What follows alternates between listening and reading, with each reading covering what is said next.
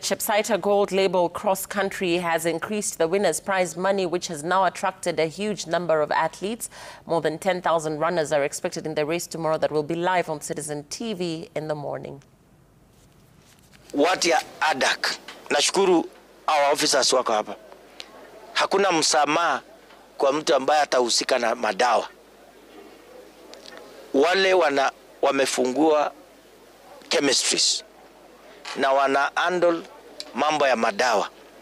Tunataka tuichunguze, tuhakikishe kwamba recommendation iwe inatoka kwa madaktari so that tunaruhusiwa kununua madawa.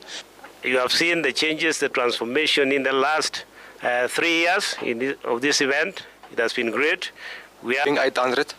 I'm just here to give my best, and I will give them a challenge. So I will go out with them, and I will stick to where I can. But I'm only doing a tempo run tomorrow.